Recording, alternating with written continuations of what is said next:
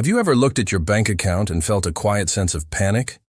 You're working harder, maybe even earning more than ever before, but it feels like you're running on a treadmill that's slowly speeding up. You pay your bills, you buy your groceries, and at the end of the month, the money has just vanished. We're told this is normal. We're told this is inflation, a small, manageable number, maybe 2 or 3%, reported on the news like a weather forecast. But that small number doesn't match the feeling in your gut. It doesn't explain why your weekly grocery bill feels like a car payment from a decade ago. The conflict isn't just in your wallet. It's between the story we are told and the reality we experience. On one hand, we have official statistics and economic experts assuring us that everything is under control. On the other, we have our lived experience, the tangible, undeniable feeling that our financial ground is eroding beneath our feet. This gap between data and daily life is where the real story lies. Inflation, as it's commonly understood, is the rate at which prices rise, and therefore your purchasing power falls. But what if that definition is an oversimplification? What if it's a single chapter in a much larger, more complicated book? In this video, we're going to dissect the anatomy of that vanishing cash.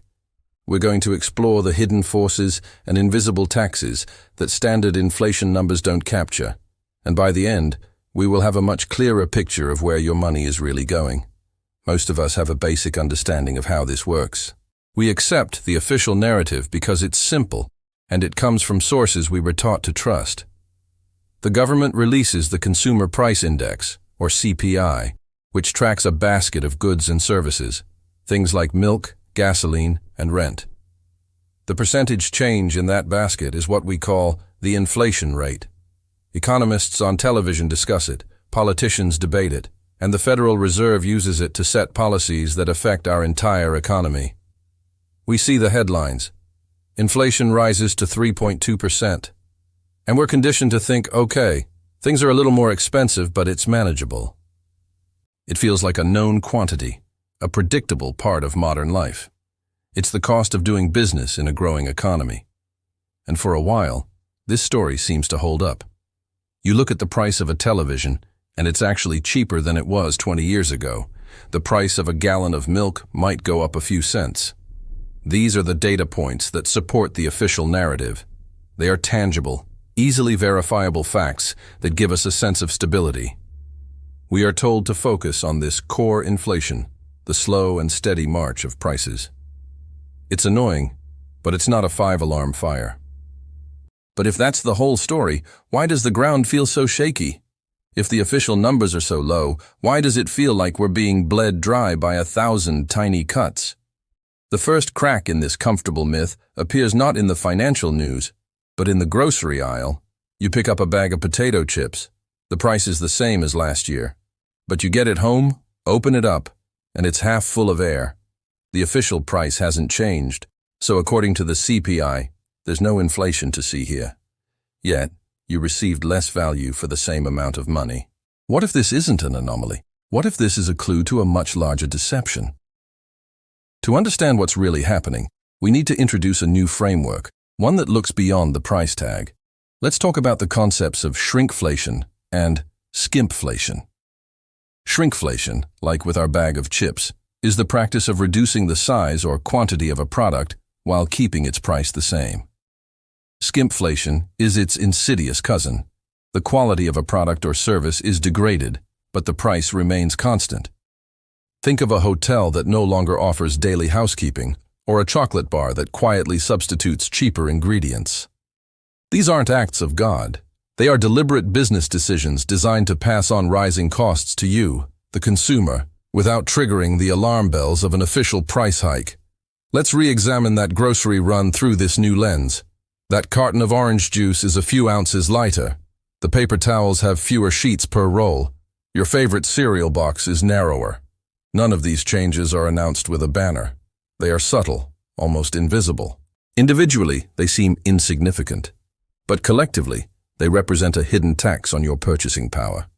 You are paying the same, but getting less.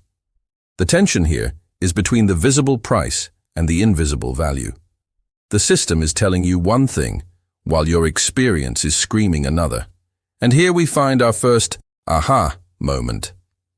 The official inflation rate isn't lying exactly. It's just not telling the whole truth. It's measuring the sticker price, but it's failing to measure the substance.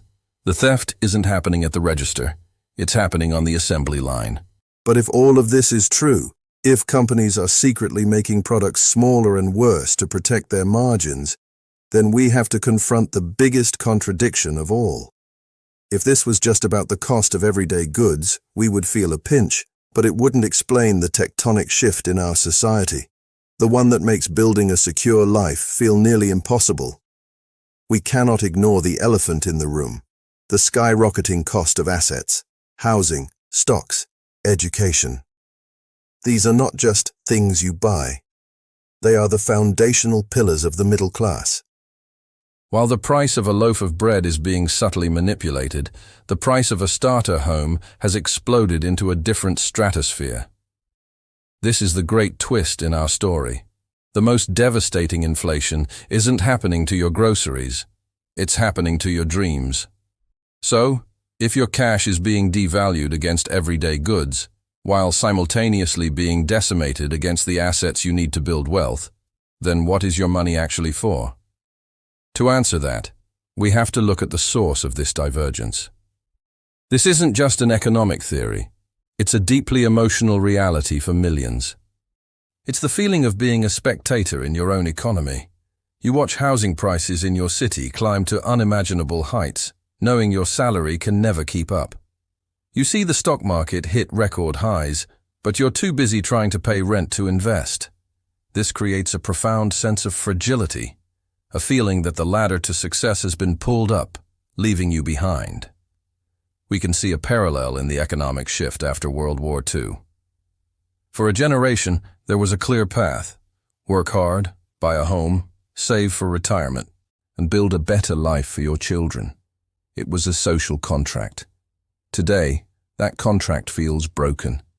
The very assets that once built generational wealth now serve to divide society into asset owners and asset renters. To understand how we got to the end of this road, we must first understand the final, most convincing lie the system tells us. But I know what you might be thinking. What about my 401k? What about the value of my home? The Zillow estimate says my house is worth twice what I paid for it. The stock market has created trillions of dollars in wealth. Surely this is a good thing, a sign of prosperity that refutes this entire gloomy analysis. This is the system's most powerful counter-argument. It points to the rising value of assets as proof that we're all getting richer together. Let's deconstruct that virtue. Your house is worth more on paper, yes. But so is every other house. Unless you plan to sell and move to a tent, you can't realize that gain.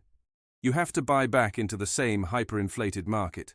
Your 401k is growing, but its growth is benchmarked against a world where the cost of living a comfortable retirement is also inflating at a terrifying rate. This isn't wealth creation. It's a repricing of everything. The dollar is the measuring stick, and the stick is shrinking. The value of your assets isn't necessarily going up. The value of the dollar you use to measure them is going down. This leads us to our second, more profound aha moment. Even your greatest financial gains are often just a symptom of the underlying disease. They are a defense mechanism against a currency that is losing its value, a golden cage whose bars get more expensive every year. So let's assemble the full mosaic. The official story of small, manageable inflation is a convenient fiction. It ignores the shrinkflation that gives you less for your money, the skimpflation that reduces quality, and most critically, the asset inflation that puts the cornerstones of a stable life, a home, an education, a secure retirement, further and further out of reach. The final breaking point occurs when wages, which are tied to the slow-moving official inflation rate, become completely detached from the reality of asset prices. It's the moment you realize you can do everything right, get a good job, save diligently, and still fall behind. You are playing a game that is rigged, not out of malice, but by design. Now that we understand the interlocking gears of this machine, we have to ask the most important question of all. What does the final destination look like? The answer changes everything.